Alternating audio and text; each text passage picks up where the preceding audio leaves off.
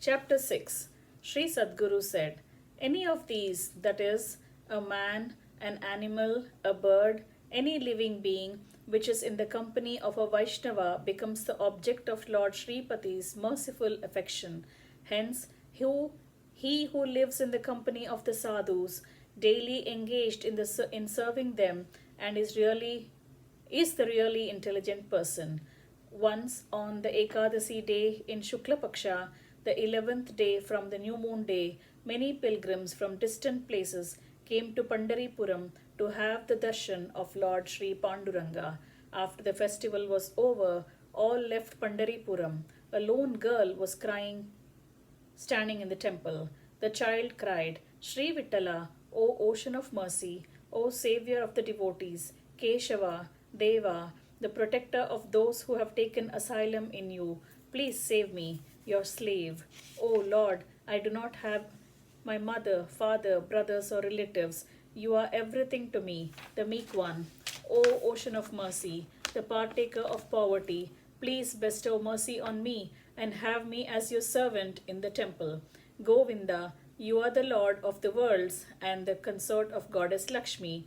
What will you lose in protecting this poor orphan? Achyuta, I have listened to the sadhus singing in praise of you. As I have no other resort, I have come to you with deep faith in you. Govinda, formerly you saved Sri Rukmini Devi, who took refuge in you. In the same way, please accept me, this Janabai, as your slave. Sri Sadguru continued. Sri Namadeva saw that girl Janabai standing there, hands stretched out and crying. The generous Namadeva brought her home and took care of her as his own daughter. Soon she realized the threshold of youth and started developing deep love for Panduranga. Often looking at Sri Panduranga's handsome face and broad chest, she was attracted to him. Lord Panduranga too was attracted to this beautiful and loving girl who had deep love for him. Once, when Namadeva was thoroughly immersed in chanting the divine names, forgetful of him, it started raining very heavily, accompanied by a storm.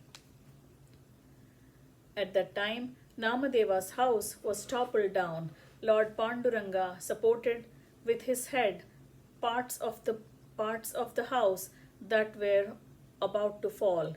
At midnight, when the Namakirtan was over, Namadeva came out of the house and saw the merciful Panduranga standing there. Namadeva saw Lord Panduranga like this. He was bright as a bunch of crore of lightning rays. He was clad in gorgeous yellow silk. He, the ocean of mercy, was supporting the demolished house with his head. He was wet in rain. He was wearing a fragrant garland. Seeing Lord Hari, the Lord of the Devas, the asylum of the devotees, and the embodiment of constant everlasting bliss, Sri Panduranga appeared there like that.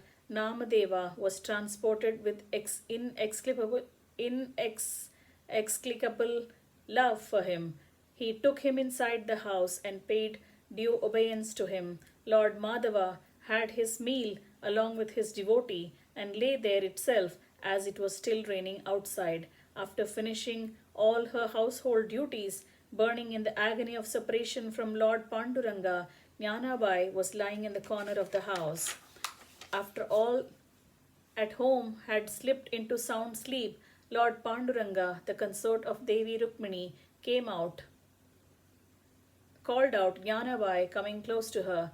Bhagavan Sri Hari and his sport of love with her for a long Bhagavan Sri Hari had his sport of love with her for a long time and pleased her very much. Then, at the close of the night, Sri Bhagavan got up along with her and started helping her in the household work. Lord Panduranga, the Rasika of all, graceful arts and beauties, and the very embodiment of bliss and beauties, indulged in sportive love while grinding floor. When he saw them engaged in loving sport, Sri Namadeva, the best of the Bhaktas, felt very happy, like the Emperor Janaka, the father of Devi Sita. The mother of Namadeva could not realize the presence of Lord Shri Madhava. She rebuked Jnanabai, asking her with whom she was playing like that. Immediately, Namadeva approached his mother and explained to her the grace of the bond of love between Jnanabai and Panduranga and consoled her. Lord Pandarinatha, the true bestower of divine love, the Lord of the universe, the head of the Devas, the spouse of Devi Rukmini, the savior of the Lord, and the fortifier and enchanter of Jnanabai's merits, disappeared immediately. Thus ends chapter 6 entitled Jnanabai Charitam of Book 8 of Sri Vaishnava Samhita, composed by Sri Krishna Premi Swamigal.